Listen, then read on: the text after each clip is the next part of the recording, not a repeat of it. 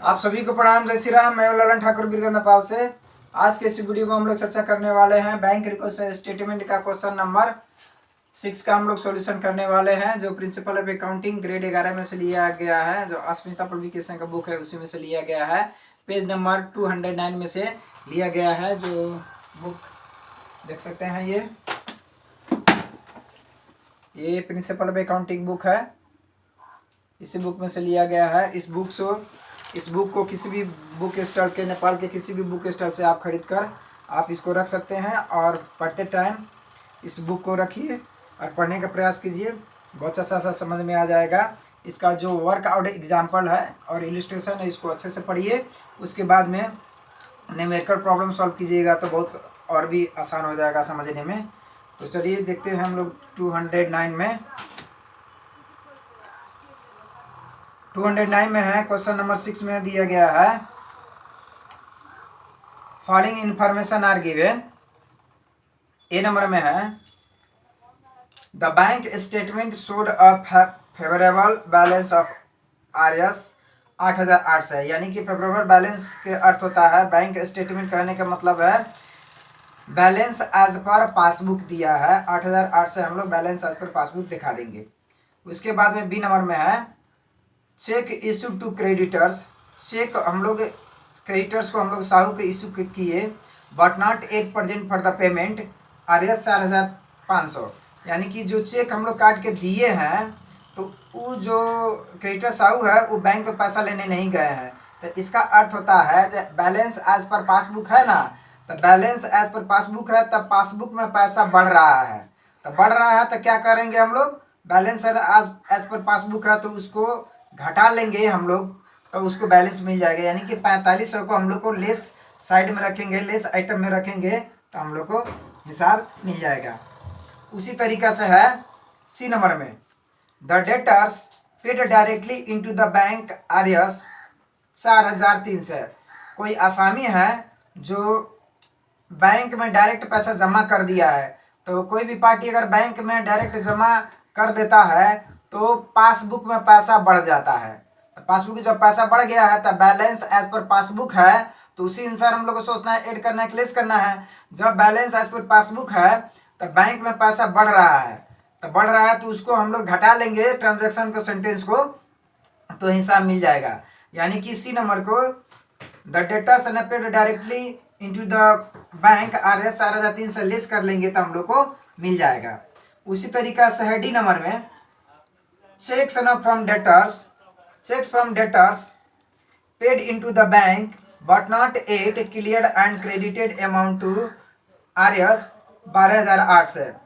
Check from debtors paid into bank, जो आसामी है बैंक में पैसा चेक जमा कर दिया है लेकिन बैंक वाला ने क्या किया है, अभी तक क्लियर नहीं किया है, क्रेडिट नहीं किया है, यानी कि खाता में हम लोग को क्रेडिट नहीं किया है। तो इसका अर्थ होता है बैलेंस एज पर पासबुक हम लोग लिए हैं तो बैंक बढ़ नहीं रहा है।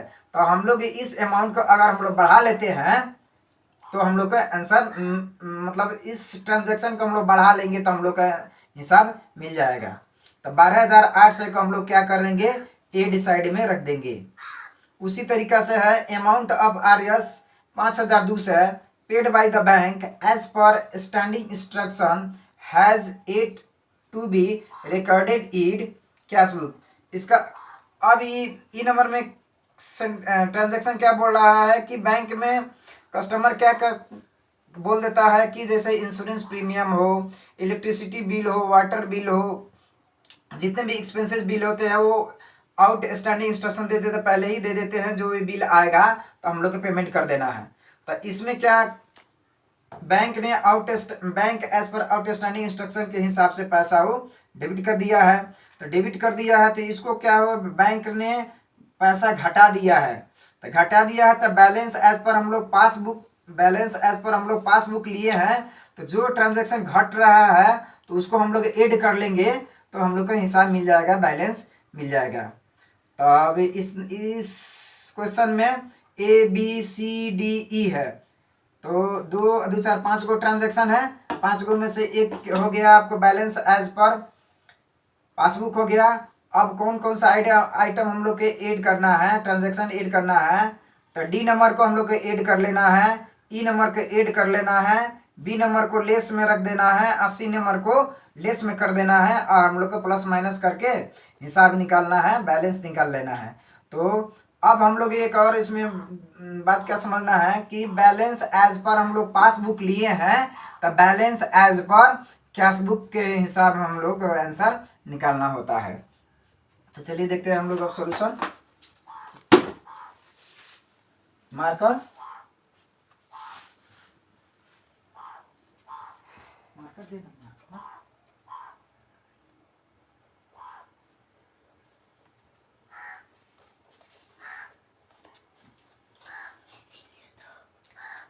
अब देखिए इसमें क्या है ये न्यूमेरिकल प्रॉब्लम्स क्वेश्चन नंबर 6 का सॉल्यूशन है। यहाँ देखिए modern banking system and bank reconciliation,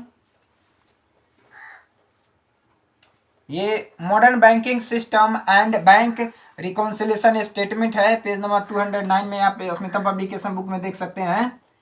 अब इसमें क्या है, बैंक रिकॉन्सिलिएशन स्टेटमेंट, ये फॉर्मेट हो गया पार्टिकुलर्स, अमाउंट, डिटेल्स अमाउंट, उसके बाद में है बैलेंस एज पर पासबुक दिया गया है, गिवन है 8008 से हम लोग को पहले लिख देंगे। उसके बाद में एड में लिखेंगे cheque from debtors paid into the bank but not yet cleared and credited, 12,008 से लिख देंगे एड आइटम में। उसके बाद में paid by the bank as per the standing instruction has it to be recorded in cash book, 5,002 से लिख देंगे। तो 12,008 से या 5,002 से हम लोग जोड़ेंगे तो 18,000 हो जाएगा। अब 18,000 ये 8,800 ये एड आइटम जोड़ देंगे तो 26,800 रुपये हो जाएगा। 26,800 रुपये एड आइटम में हो गए, एड साइड में हो गया। अब हम लोग आएंगे लेस साइड में, तो cheque issued to be creditors but not yet presented for payment, 4,500 दिया है तो इसको लेस में हम लोग कर देंगे। अब फिर यहाँ है the debtors paid directly into the bank, 4,300। अब क्या करना है, 4,500 को और 4,300 को जोड़ना है यहाँ, तो 8,800 हो गया। यानी कि यहाँ 26,008 से एड साइड ज़्यादा है और लेस साइड कम है, 8,008 से कम है। तब 26,800 में से ज़्यादा में से कम घटाना है, तो 26,800 में से 8,008 से घटाएंगे तो हम लोग का 18,000 हो जाएगा।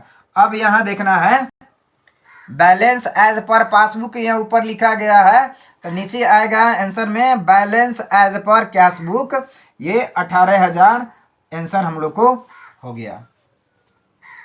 तो इस तरीका से इस वीडियो में इतना ही, फिर मिलेंगे दूसरे वीडियो में। तब तक के लिए पढ़ते रहिए, खुश रहिए। अगर वीडियो अच्छा लगे तो लाइक कर सकते हैं, शेयर कर सकते हैं, सब्सक्राइब कर सकते हैं और बेल आइकन दबाना ना भूलें ताकि कोई भी वीडियो अपलोड हो तो सबसे पहले आपके पास पहुंचे। वीडियो देखने के लिए आप सभी को बहुत बहुत धन्यवाद। तब तक के लिए जय नेपाल।